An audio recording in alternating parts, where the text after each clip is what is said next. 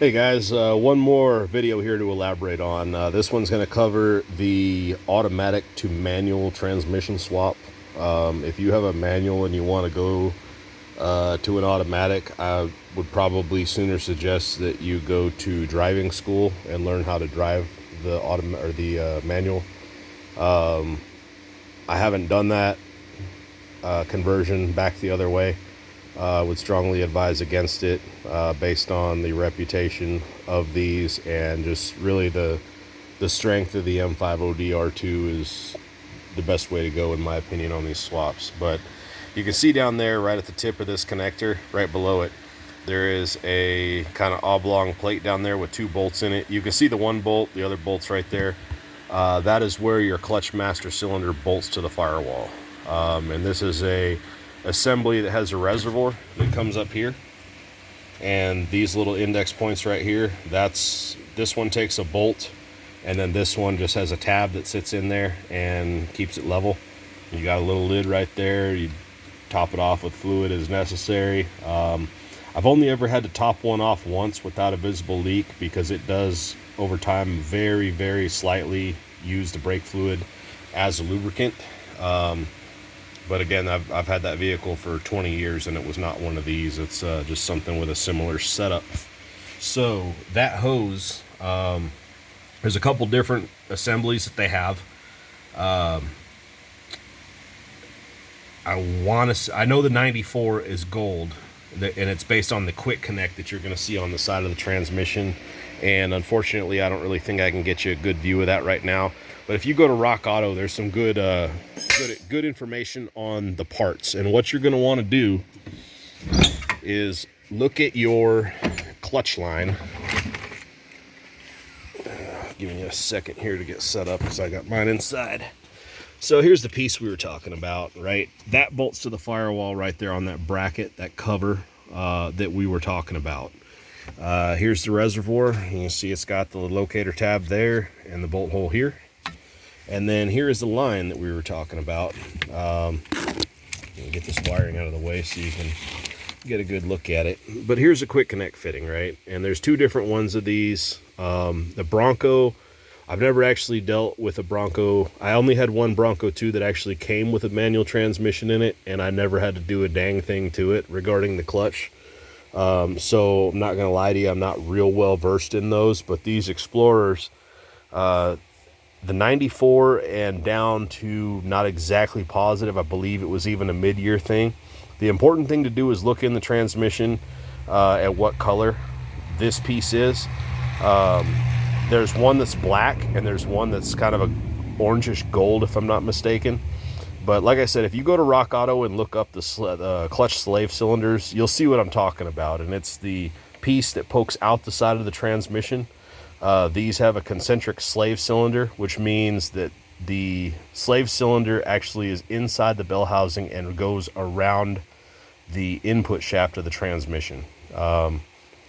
It's not a bad design mechanical wise. You will swear up and down is not the best design if you ever have to replace it. Mainly because the alternative, you don't have to drop the transmission. Anyway, these quick connects. So to get this off, when you're pulling it out of the vehicle, this little collar right here, you just slide it in, push the hose in, pull it out. Pretty quick and easy. This right here seals on itself, which I'll need to clean this up a little bit before I put this back together. Couple things to keep in mind here is make sure you get the correct one of these. The black will not work with the gold and vice versa. I believe when you're buying it, look at what the combination is, because if you take the black line, they both are the same here on the slave cylinder. I think what I did is I bought whichever one was cheaper with the slave and the line combined. You can get these all together as an assembly pre-bled. Actually, I take that back. No, you can't, because you cannot get this into the transmission. I was thinking of my F350. Anyway, and then another thing to keep in mind is this push rod. This came out of the Explorer. These push rods are different lengths between different vehicles. This ridge right here connects to your neutral safety switch, which I'll show you in a second. Second being now. All right, so that shaft actually goes into here. This little piece, don't lose it, goes on here like this. It's been a while. Yeah, no, that's it right there. So goes on here like this. That will go into this tab. I gotta pay attention to this camera again. Little tab here goes into that hook bracket right there. When the clutch pedal is depressed, it activates a couple things within this switch. Now this switch is the same between the Bronco and the Explorer, and there's a jumper in it for automatic. So this is already here under the dash. If you have this set up right here, this will activate all of your safety switches, and you will have to do something to bypass the automatic ones. And I have not myself done that. Again, I have not gone from a manual to an automatic for personal preference reasons, and I'll withhold my insults. But if you go the opposite way, you'll have to bypass that. Again, both of my swaps, I used manual Explorers, and the harnesses were already set up for the manual transmission. The first one I did started off with a Bronco harness, and this did exist within it. And I believe I did some cutting and, you know, wiring stuff, but just like this bypass was in here in the vehicle, to set it up to go with an automatic, I believe that the ones that are set up as manual have the automatic stuff bypassed, and probably wouldn't take too much effort to figure out how that is done and how to enact or get around it. So this just snaps right on to a bracket on the side of the clutch pedal.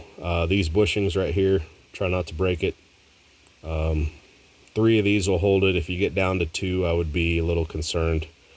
Other than that, guys, it's a pretty simple swap. The one last thing, these are a pain in the butt to bleed, not gonna lie.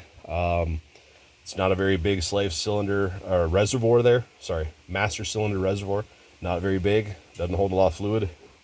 There's a little rubber cup that goes down in here. You want to pull that up, and the fluid needs to go on the container side of that cup, not directly in the top.